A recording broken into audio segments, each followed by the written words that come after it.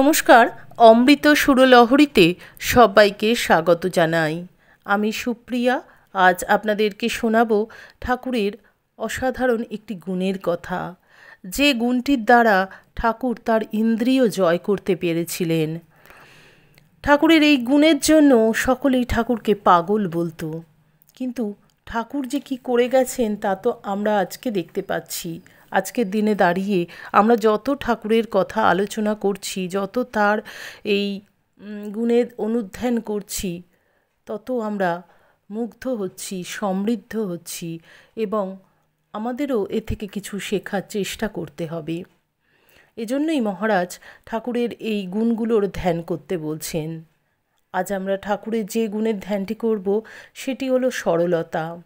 আর এই সরলতার দ্বারা ঠাকুর কিভাবে তার এই জিতেন্দ্রিয় হয়েছিলেন, মায়ের সঙ্গে এক ঘরে থেকেও তিনি কামনাকে, তার কামনা বাসনাকে ঊর্ধ্বে উঠতে পেরেছিলেন, সে প্রসঙ্গের কিছু কথা আজ আমরা শুনব ঠাকুরের নিজ মুখ থেকে।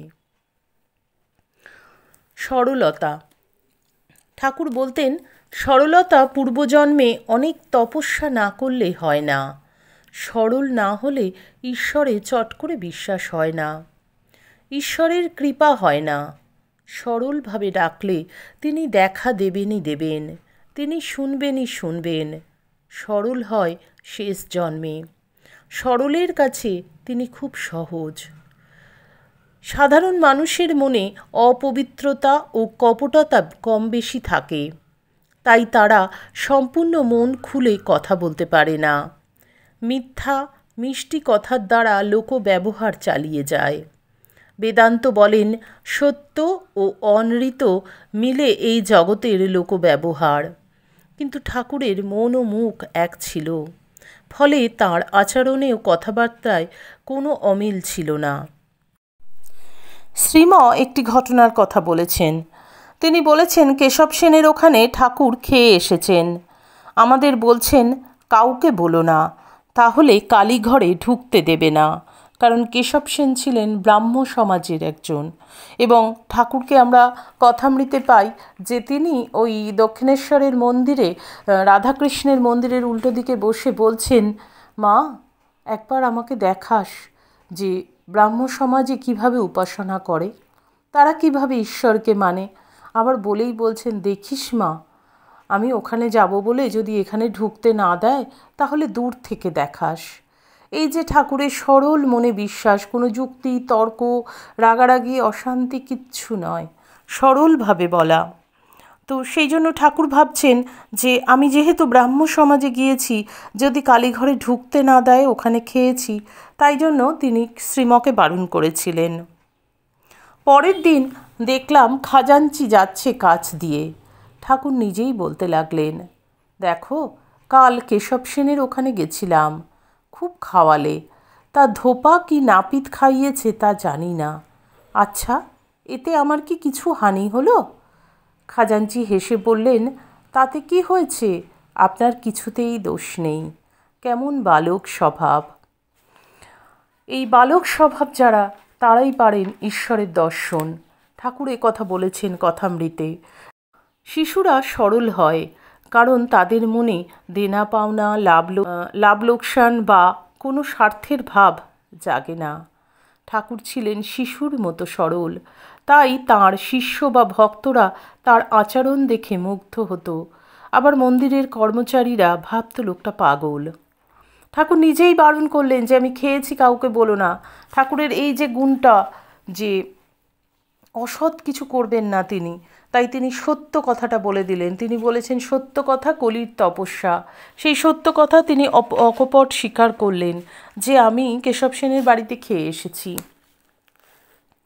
মহারাজ লিখছেন, সাধারণ মানুষের মনে কামভাব জাগলে লজ্জায় মনে ভাব লুকিয়ে রাখে, নতুবা লোকসমাজে অপদস্থ হতে হয়। তো ঠাকুর কি করলেন এরকম পরিস্থিতিতে? ঠাকুরের কোনো ব্যাপারেই গোপন ইচ্ছা ছিল না। সাধনকালে ঠাকুরের মনেও কামের বেগ এসেছিল। 1885 খ্রিস্টাব্দের 6ই এপ্রিল দেবেন্দ্রর বাড়িতে বহু ভক্তের সামনে তিনি সরলভাবে বললেন, উহ কি আশ্চর্য, কাম চলে যাওয়া কি সহজ ব্যাপার? আমারই 6 মাস পরে বুক কি করে এসেছিল। অর্থাৎ ঠাকুর যে মায়ের সঙ্গে ছিলেন 8 মাস, তো তখন সেই সময় থাকাকালীনই 6 মাস পরে তার মধ্যে কামের ভাব এসেছিল। ঠাকুর বলছেন, তখন গাছতলায় পড়ে কাঁদতে লাগলাম। বললাম, মা, যদি তা হয় তাহলে গলায় ছুরি দিব। এমন সরলভাবে কজনে বলতে পারে? সাধনকালে কামচিন্তা একটা বড় বিঘ্ন। জনৈক যুবককে ঠাকুর ভরসা দিয়ে বলেছিলেন, ওরে, ভগবত দর্শন না হলে কাম একেবারে যায় না। তা ভগবানের দর্শন হলেও শরীর যতদিন থাকে ততদিন একটু আধটু থাকে, তবে মাথা তুলতে পারে না। তুই কি মনে করিস আমারই একেবারে গেছে? এক সময় মনে হয়েছিল যে কামটাকে জয় করেছি। তারপর পঞ্চবটিতে বসে আছি, আর অমনি কামের তোড় এলো যে আর যেন সামলাতে পারিনি। তারপর ধুলোয় মুখ ঘষড়ে কাঁদি আর মাকে বলি, মা, বড় অন্যায় করেছি, আর কখনো ভাবব না যে কাম জয় করেছি। তবে যায়। ওই যে ঠাকুরের মনে অহংকার এসেছিল যে তিনি কাম জয় করেছেন, তো এইটা ভাবনা আসা মাত্রই তার মধ্যে এরকম এলো। কি পরীক্ষা মহামায়ার! এবং মহামায়া পরীক্ষা করলেন। তারপরে ঠাকুর ব্যাকুল হয়ে, ঠাকুর বলছেন না, ব্যাকুল হয়ে কেঁদে কেঁদে তার কাছে প্রার্থনা করলে তিনি শুনবেন।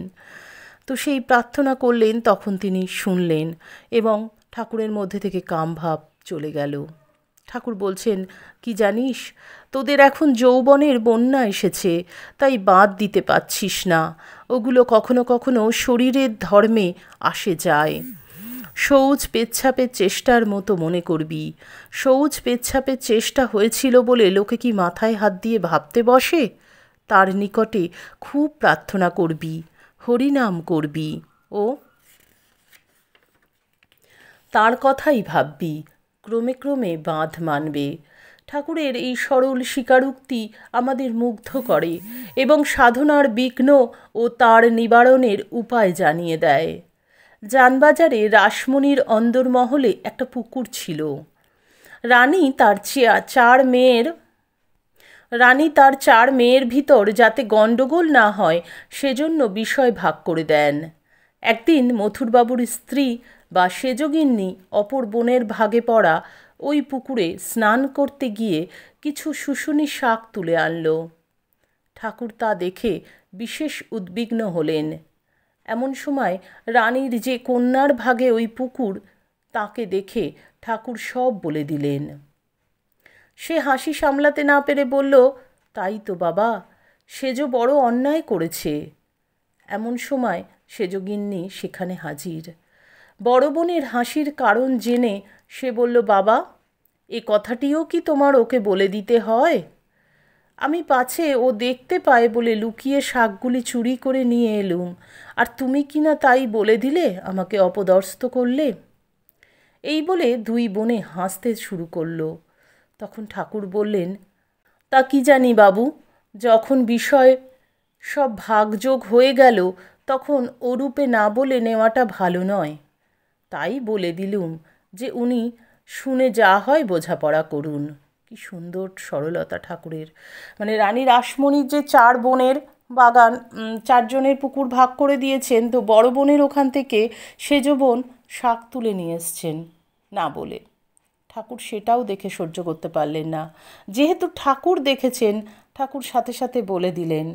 তাই দুই বোনে তখন হাসাহাসি করতে লাগলো এবং ঠাকুর বললেন যে যেহেতু না বলে নিয়েছো তাই আমি বলে দিলাম, তো এবার উনিই বোঝাপড়া করুক। এটি ঠাকুরের সরলতা গুণের একটি ধ্যানচিত্র। জানবাজারে পুকুর পাড়ে দুই বোনের হাসি আর তার মাঝে সরল ঠাকুরের বিস্ময় মাখা মুখখানি সত্যি অসাধারণ। ঠাকুরের সরলতা কেমন ছিল যে তিনি অকপটে তার নিজের ভিতরে যে ভাব উঠছে, যে অন্যায় ভাব তার মধ্যে জাগছে, তিনি সেটাও স্বীকার করছেন। আমরা কি কেউ স্বীকার করি না, আমরা প্রকাশ করি না। ঠাকুর সেটা প্রকাশ করছেন এবং এই সরলতার জন্যেই কিন্তু তিনি মা কালীকে পেয়েছিলেন। এই সরলতার জন্যই কিন্তু তিনি পেরেছিলেন তার ইন্দ্রিয়কে জয় করতে। অসাধারণ কিছু ঘটনা আমরা জানলাম, যেগুলো ধ্যান করলে আমরা যখন পাঠ করব তখন পাঠের মধ্যে আমাদের ধ্যান হবে। আপনারা যারা শুনছেন সেই শোনার মধ্যেও ধ্যান, অর্থাৎ ঠাকুর বলে গেছেন যে যে আমার চিন্তা করবে সেই আমার ঐশ্বর্য পাবে। ঠাকুরের চিন্তা, এটাই ধ্যান।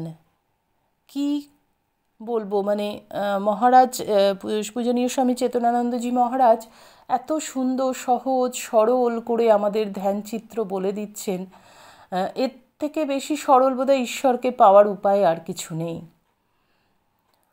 আশা করি আমাদের আজকের আলোচনা আপনাদের ভালো লাগলে প্রতিদিনের মতন লাইক কমেন্ট শেয়ার করুন, বেশি বেশি করে শেয়ার করুন। কেন বলছি, দেখুন ঠাকুরের এই যে ঘটনাগুলি, এগুলো যত মানুষ জানবে তত তারা যারা আপনারা ঠাকুরের অনুরাগী, ঠাকুরকে ভালোবাসেন, মাকে ভালোবাসেন, ঠাকুর মা স্বামীজির পথের, তারা বেশি বেশি করে শেয়ার করুন নিজেদের ফেসবুকে, নিজেদের বন্ধু বান্ধবের মধ্যে। তাহলে তারা জানতে পারবেন, অনেকে জানতে পারবেন ঠাকুরের এই অসাধারণ ঘটনাগুলির কথা। এবং যত আমরা ঠাকুরকে জানবো তত ঠাকুরের প্রতি আমাদের ভালোবাসা বাড়বে, অনুরাগ বাড়বে। আজকে আমরা যে একটা পরিস্থিতির মধ্যে দিয়ে পার করছি, দেখুন এই যে একটা মারাত্মক ব্যাধি আমাদের মধ্যে, সেটা হলো কামনা। এই কামের জন্য কত কি ঘটে যাচ্ছে জগৎ জুড়ে। এই যে নিজেকে সংযত করতে পারা, এটা একটা বিরাট প্রয়োজন। তো ঠাকুর কিভাবে করেছিলেন, এটা যদি জানতে পারা যায়, তাহলে আমরাও চেষ্টা করে দেখতে পারি এটা, যে ঠাকুর কিভাবে করেছিলেন, আমরাও সেইভাবে প্রার্থনা করতে পারি মায়ের কাছে। সেটা জানাটা অবশ্যই প্রয়োজন। তাই বেশি বেশি করে শেয়ার করুন বন্ধুদের মধ্যে, লাইক করুন, আরও অনেকে জানুক, আরও অনেকে ঠাকুরের কথা জানতে পারুক, এটা আমিও চাই, নিশ্চয়ই আপনারা চান। আজকের মতন এখানেই বিদায় নেব। ঠাকুর মায়ের কৃপায় আপনারা সকলে খুব ভালো থাকুন, সুস্থ থাকুন, সকলের মঙ্গল হোক, সকলের ভালো হোক। ঠাকুর মায়ের চরণে আভূমি লুণ্ঠিত প্রণাম জানিয়ে আজকের ভিডিও এখানেই শেষ করছি। আবার আপনাদের সঙ্গে দেখা হবে আগামী ভিডিওতে। হরি ওম তৎসৎ। শ্রীরামকৃষ্ণ অর্পণমস্তু। জয় মা শারদেশ্বরী, জয় তু স্বামীজি মহারাজ।